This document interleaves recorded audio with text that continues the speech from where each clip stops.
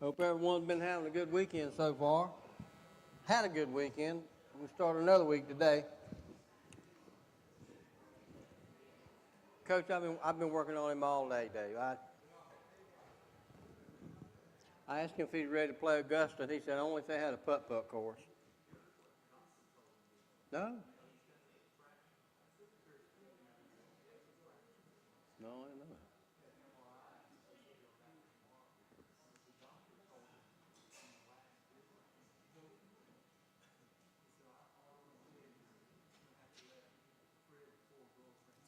Oh, hold on. I've been trying to pay for one for 48 years, and I ain't got her paid for yet. Morning, everyone. It's good to see you. Morning, Jerry. I was used to you being over here. You keeping me honest. You can move your support to the other side. Is that what it is? Well, come on in. We want to get started here in just a second. Hey, Brother Alvin, how are you this morning? Good. Good. Well, first of all, I want to tell you, I'm glad to see this many people here since we lost an hour of sleep last night. We all moved ahead an hour, and we still got a good number here. And we thank you for being here and being on time. And we want to pause just a minute to welcome you if you're visiting with us. And also, if you're joining us in class online, we thank you for doing that. We'd certainly love for you to be here, but if online is all you can do, then we're thankful for that and glad you joined us. And I would be remiss if I didn't pause just a minute and look you in the eye and tell you thank you for the many calls, the food, the concern, the visits, Rita and her surgery. And I will tell you that so far so good. It's been going good. This one I don't think has been nearly as rough on her as the last one, but rough enough. I'll say it that way. But the good Lord has answered our prayers exactly how we asked them. And I couldn't be happier. And I I told my grandma over there, I said, she's getting mean, so she's getting better. So that's a good thing. But I do sincerely want to thank you for the prayers and the visits and the many calls and the cards. We got cards too. So God bless you for that, because you sure blessed us. I want to pause just a minute to say that Corey, thank you for filling in for me last week. And Lord willing, I'll be able to be here every Sunday now and finish out the study of Micah. And just as a footnote, when we conclude the book of Micah, that will conclude the study of the minor prophets, and then we will move into another phase of study for the rest of the year. And I'm sure Corey will have more to say about that in the days and weeks to come. And hopefully we won't tarry too long in the book of Micah. I'm going to promise you not to get too far in the weeds. That's my downfall. And I'm also, I need a helper over here, a helper right here, and a helper on this side, that if I deviate from this microphone no further than this, I want you to throw your hand up and say, get back. Because you can't hear me if I get over there, and you can't see me. So I have a tendency to want to move around. So I want to try to stay focused and stay in front of us so everybody can hear. With that being said, we're going to move today. We're going to go a little further, and this is just a chapter review. And whoop, no, that's the wrong one.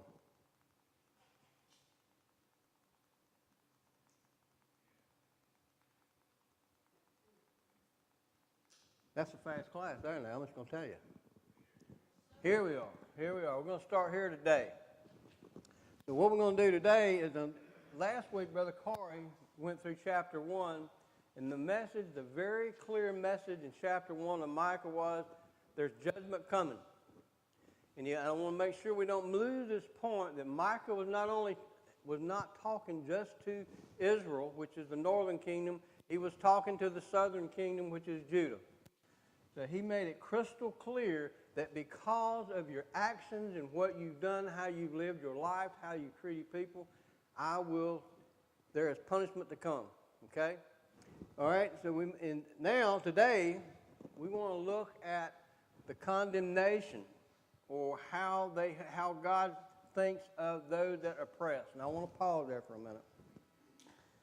We hear this term sometimes, social justice. You can read in the book, social justice. You can read in some Bible, they got a footnote, social justice. That's a weak term. That can be taken in many different directions. What we're talking about today specifically is oppression. There is a significant difference, if you look up the definition, between social justice and oppression. Okay, and I want to explore that just a little bit because that is the catalyst for God's punishment, the oppression of his people by his people.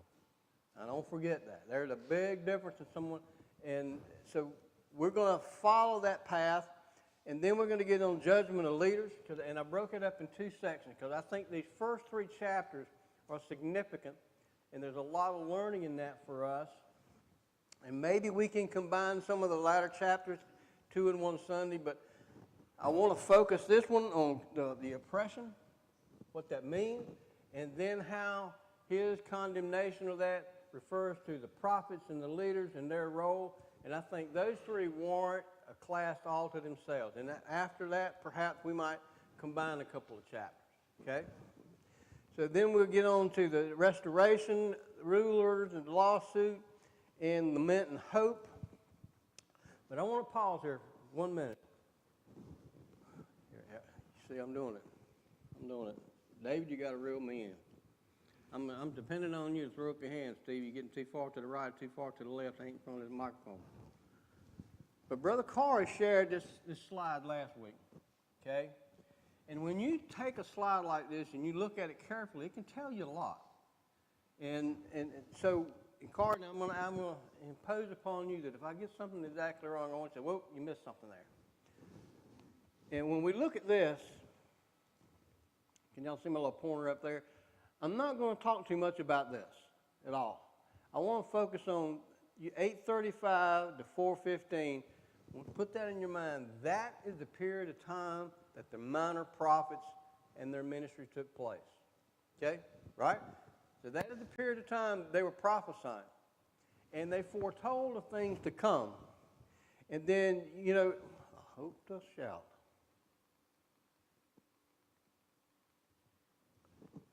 And then when we look at Syria and the northern kingdom, we touched on the fact that there was a lot of animosity between the northern kingdom and the southern kingdom because at one point the northern kingdom teamed up with Assyria and attacked the southern kingdom of Judah.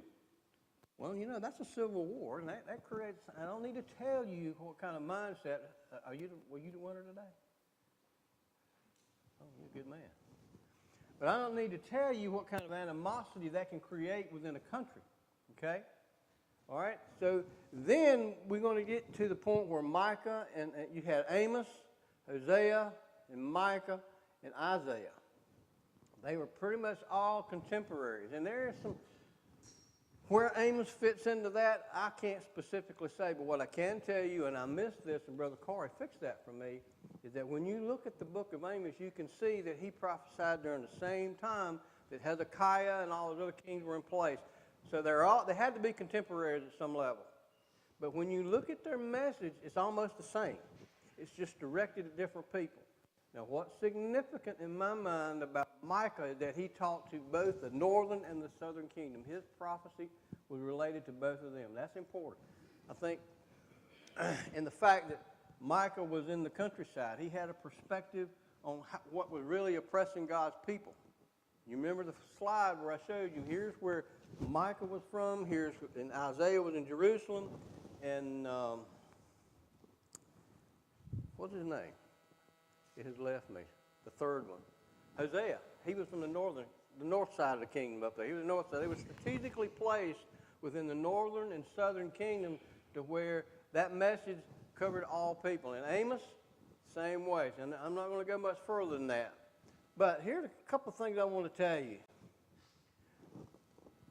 And we move on to today. When the northern kingdom fell to Assyria in 722, they never recovered.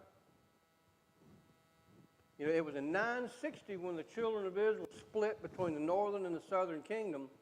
But in 722, I think it was, is when Assyria attacked the northern kingdom, Samaria, and it fell. But write this down.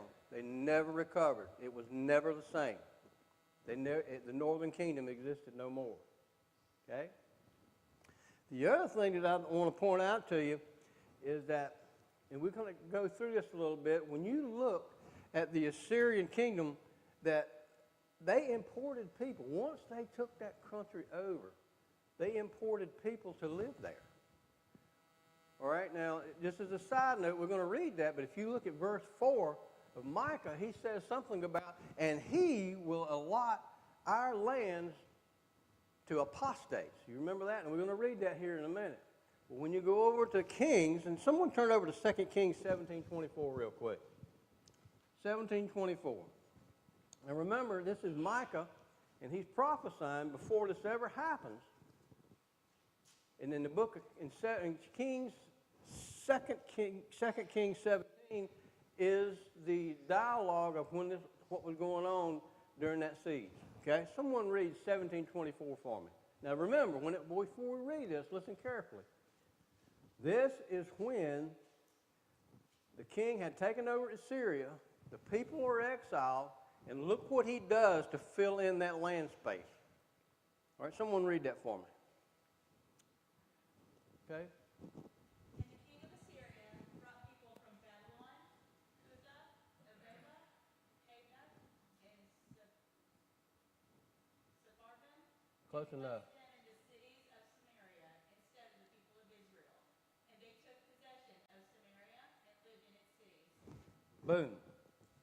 Syria came in, he wiped out those people, he took the majority of them away into captivity, and what did he do? He moved people into that area to settle from different countries around the world. Now, there was some remnant of people left in there, but my research has told me that that was a practice of the Assyrian Empire.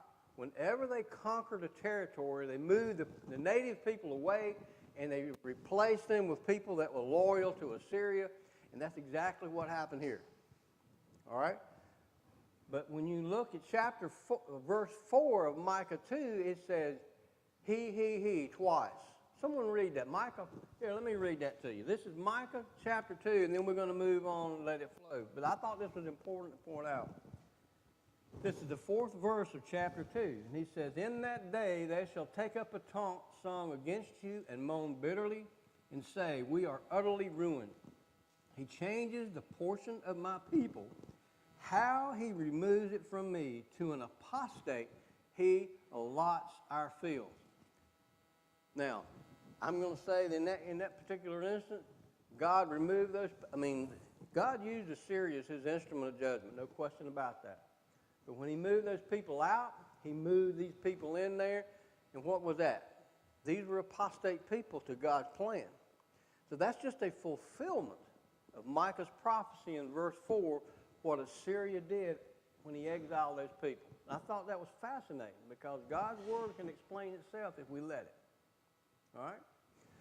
The last thing I want to point out that I thought we want to carry from this is that during that period of time, there was some people left in there that was Israelites, and some of them came back. You can read 17, you can draw some conclusions on that, but there's no doubt in my mind, at least, that there were some Israelite people in the area of Samaria. And they intermarried with those people that the king of Assyria brought in there to live. Well, this is another reason that the Jewish people hated the Samaritans. One of the things that the Jewish people favored most about them, their self-worth, what did they hate about someone that wasn't?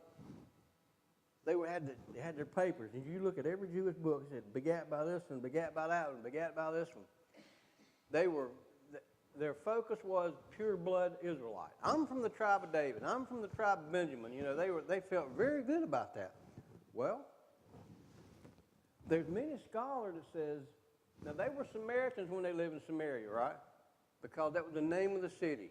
If you lived in that city, you was a Samaritan. But what the Jews hated about them most was what, in your opinion? Fast forward to Jesus' time, and you hear that come up over and over again. Woman at the well, she's Samaritan. What'd she say? Why are you talking to me, Gary? You raise your hand? They're half-breeds. They weren't pure-blood Jews. You're not as good as we are. Many scholars say when this took place, that was the beginning of the Samaritans as we know it that weren't pure blood. At the point of exile, the people that were in the tribes of Israel, they were thoroughbreds, if you will. They hadn't been intermarried or whatever. But after this happened, all bets are off. Any questions about that? I thought that was fascinating for me, and I wanted to share it with you. Okay?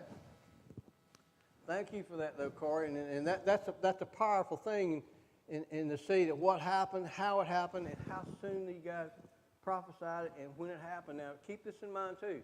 Double check it. Those green stars up there, those accounts, it's recorded in the Bible, but it's also recorded in documented history. So it just accentuates what the Bible says, and there's a lot you can learn from that. So, let's get to chapter 2. I need a reader. Anybody help me read? Jerry? How about reading chapter 2, verses 1 through 5, please?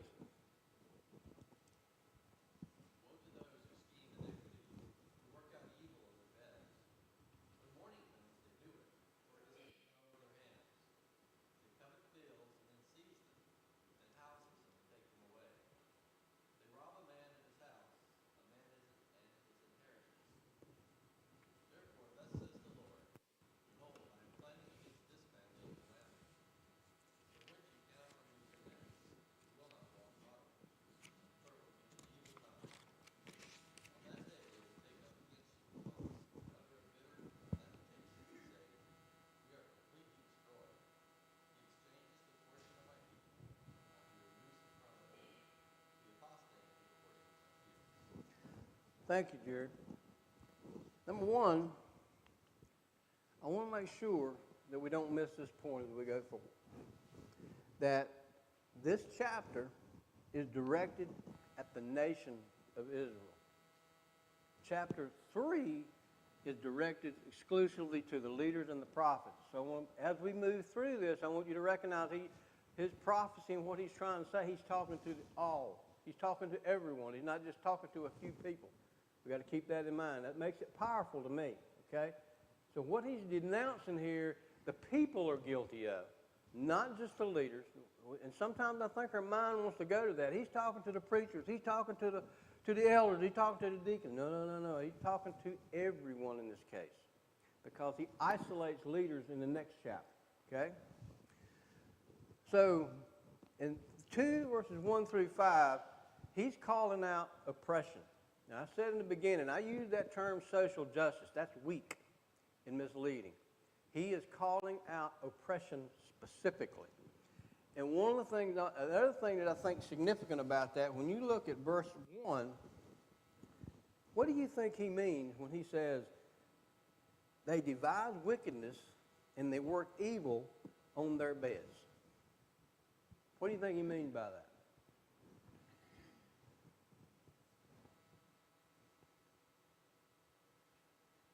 Let me ask you another question. Is there a difference in second-degree murder and premeditated murder?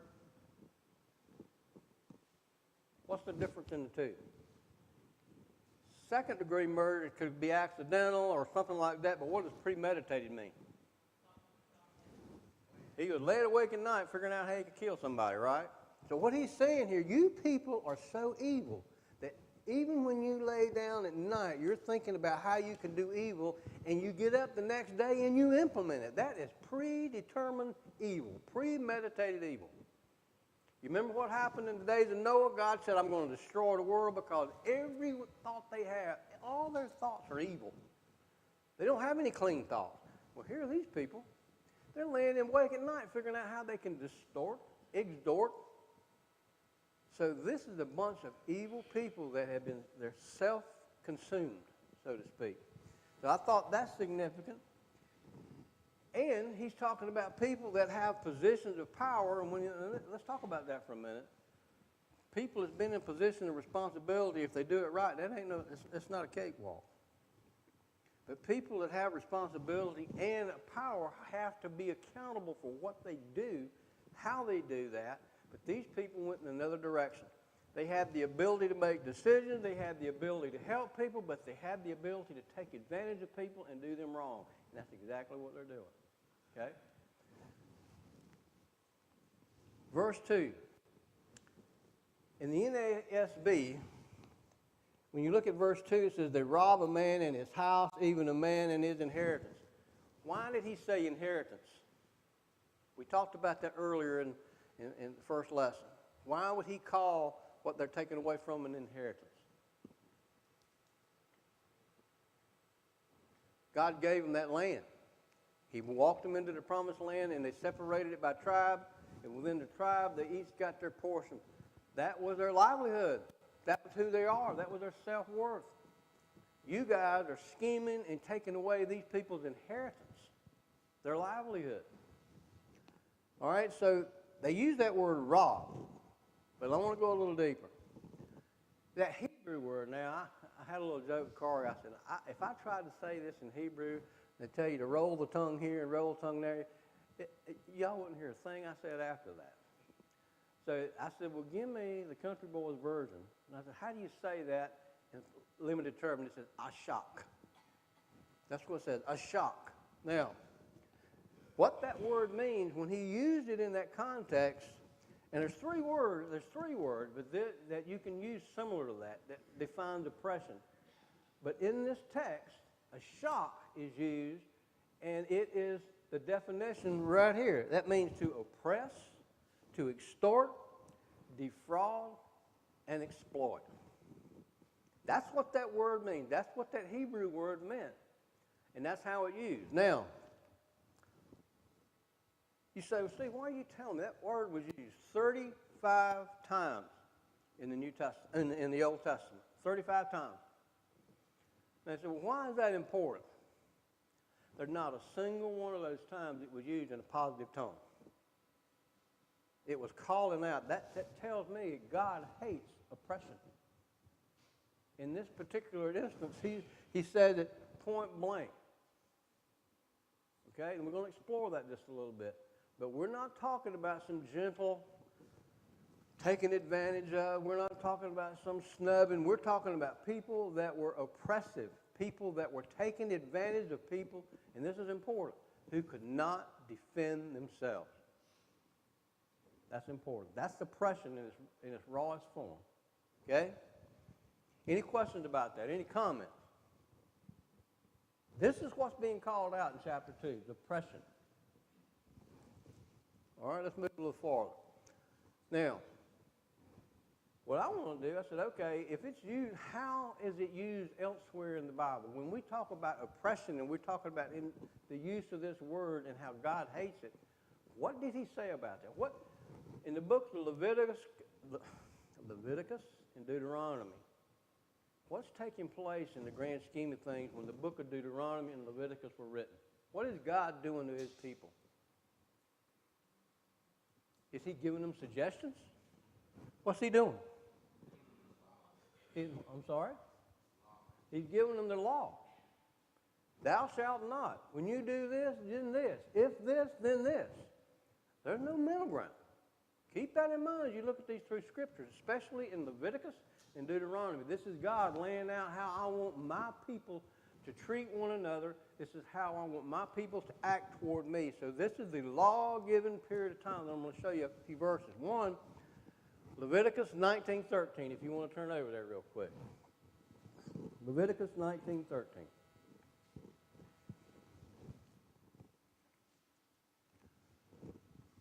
There's what it says right there. Now, I took these three scriptures out of the NASB, and I'm going to ask you in a minute, does yours have a different word that was used in your translation? But this is what it says. You shall not oppress your neighbor, nor rob him. The wages of a hired man are not to remain with you all night until morning. Your neighbor. Now that verse right there is targeting the people, the tribe, those people, okay? He said, don't do that. If you do something, you say you owe them just because you have the ability to pay them, don't hold it back. Other places says don't do that because he's going to stress over that. That's mean, to hold his money back. That's his livelihood. He worked, give him his money. That's a form of oppression. Now, let's be clear about oppression. It has many faces. A country can oppress another country, right? A person can oppress another person. A husband can oppress a wife. A wife can oppress a husband. The fundamental point of the matter is when you act oppressive, that means you have the power of something that you're holding over their head for personal gain at some level. That's oppression. So it's not isolated to what we might consider to be oppression today. It has many forms. You can be oppressive to your leadership in the church. Take advantage of their good nature. The church leadership can be oppressive to you. You as an individual can be oppressive to someone exploit, because that word has the connotation of exploitation. When you exploit someone, what are you doing to them? You're taking advantage of them. What does that mean? When you take advantage of someone, what kind of faces does that give you? What kind of action do you think happen? When you take advantage of someone's good nature, most of the time you're trying to get something for yourself, are you not? Some level. May it be money, may it be advantage, maybe you hold something over their head. Listen to me very carefully. God hates that. God hates that. I'm going to ask a question. In Leviticus and Deuteronomy, we've said for years that the Old Testament, in some respects, is not still in play. Have we ever heard that? But let me ask you a pointed question. Has the nature of God changed from the Old Testament till today? No. So it stands to reason to me that as we explore these minor prophets in the Old Testament, that if God said that's an abomination to me, then it's an abomination to him today. Doesn't change. So, don't oppress your neighbor. Let's move to the next example. Turn over to Deuteronomy 24:14, please. By the way, and then we'll get to the next one. I'll do it the next one.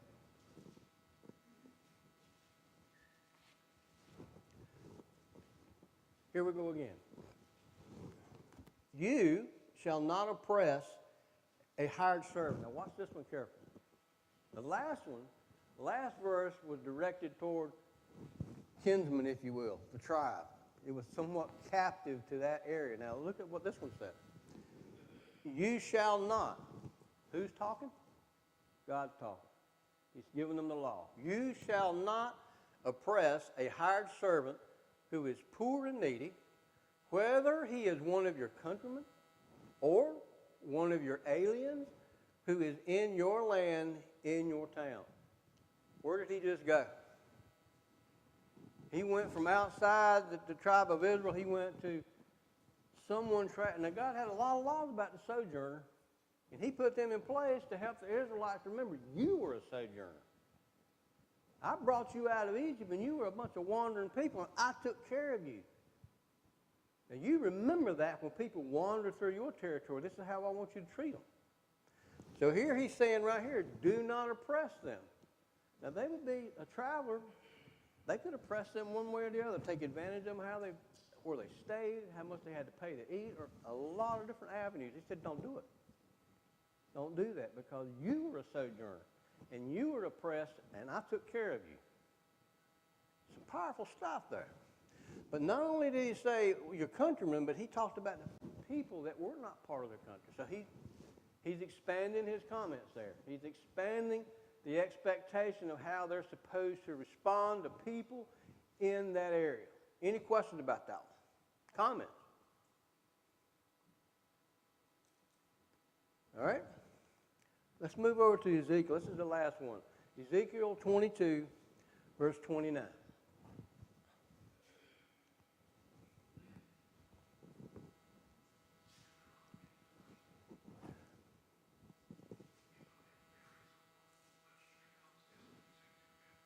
And this is what he says.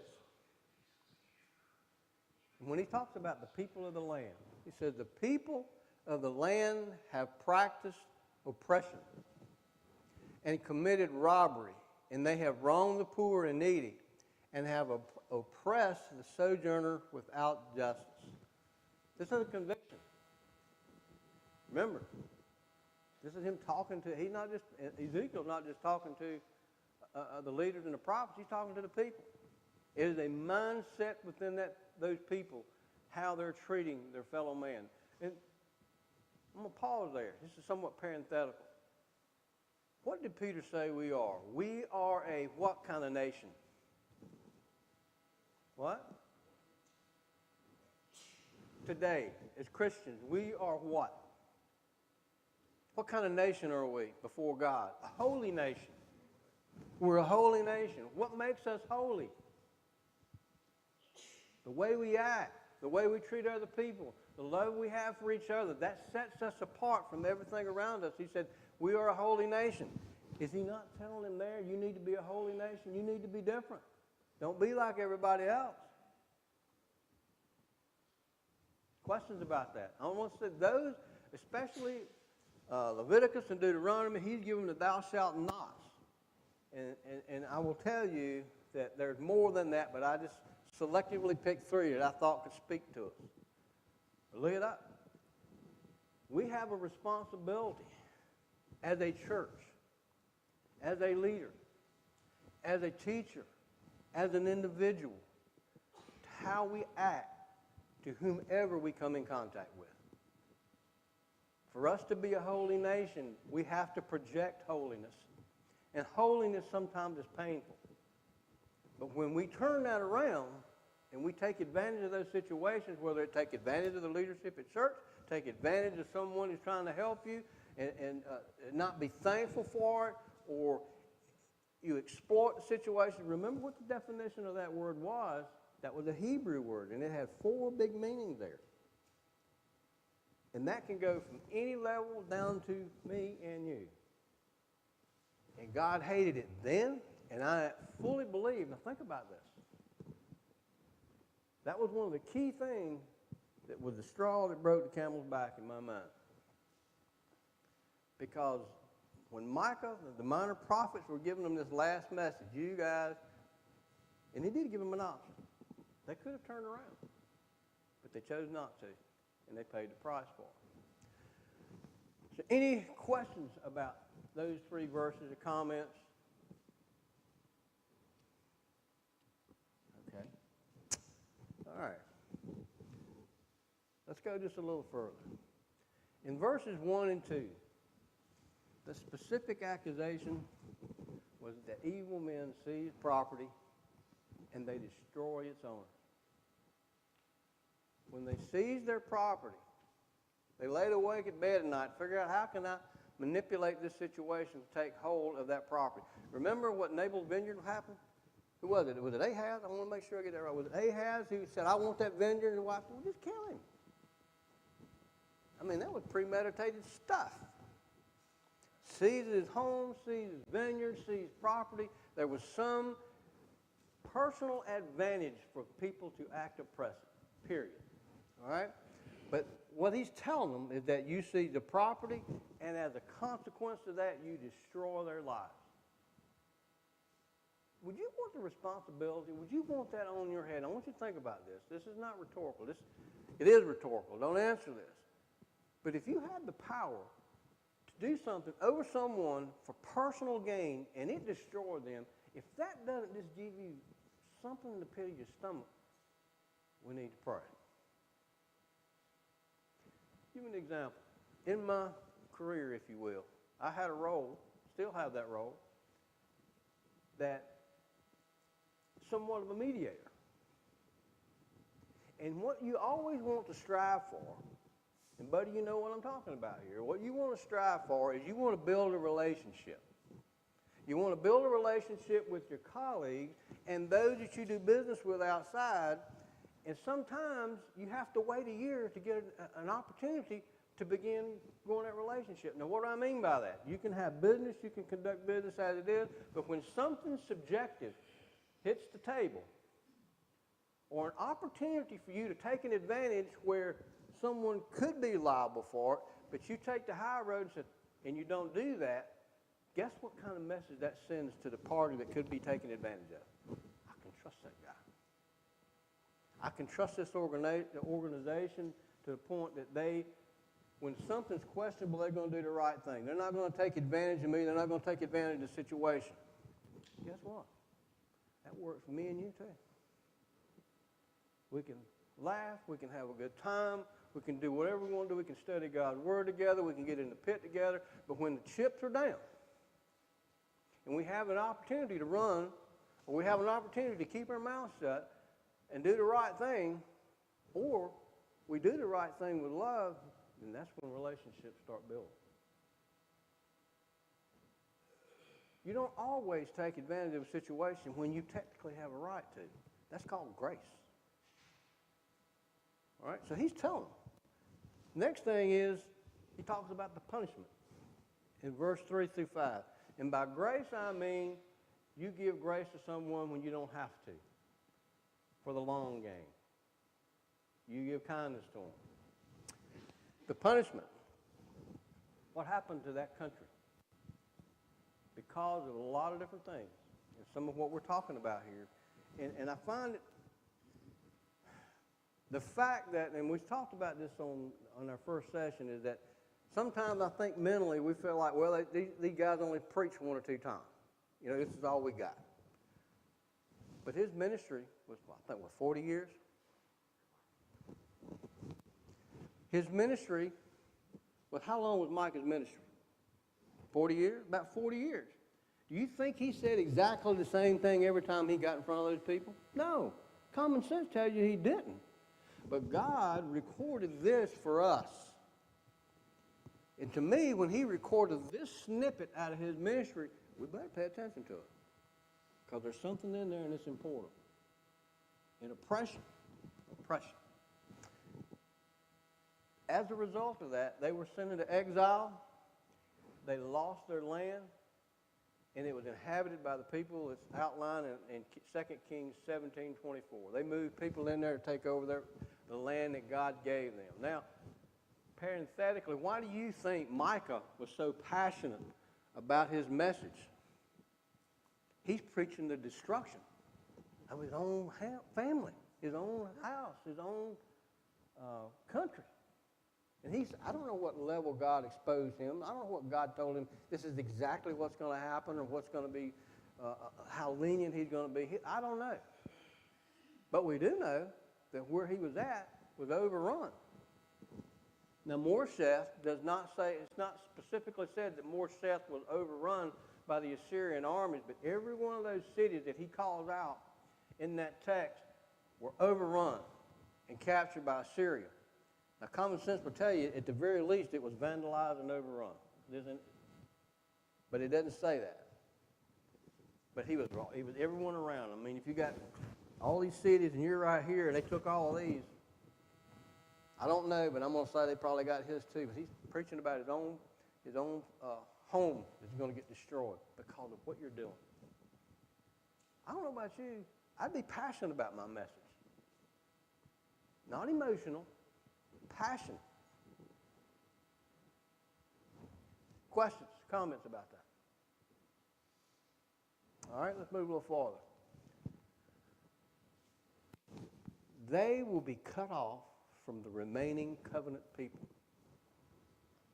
How would you like to be cut off from God? Think about that for 10 seconds.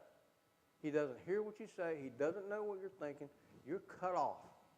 He's saying in that verse that you will be cut off. And therefore you will have none to cast a line by lot in the assembly of the Lord. You're not going to have a voice that's going to get to me because of your actions. That's pretty dreary.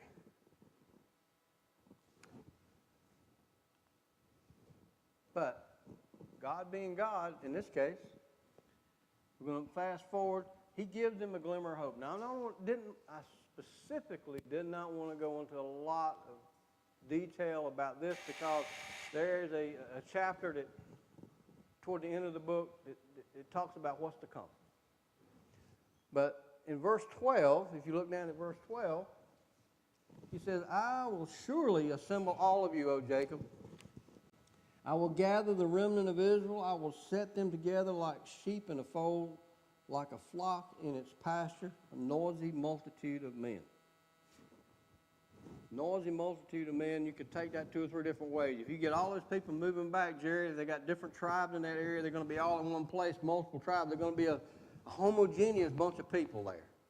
Now, I don't know what happened to them when they were in exile, but he's saying, I'm going to move them back. I'm going to take control of that remnant. And then he will assemble that remnant of Israel. And what did I just do?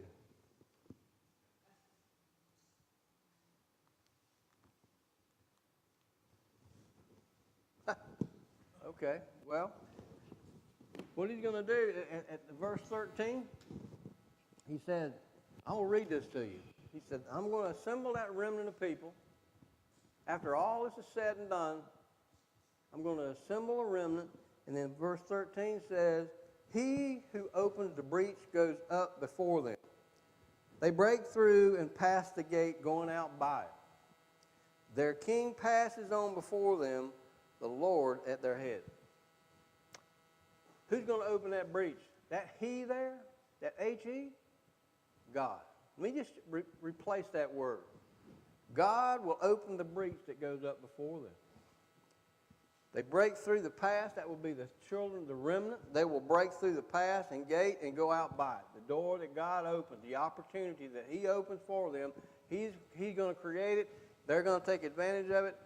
And then here's the key. Their king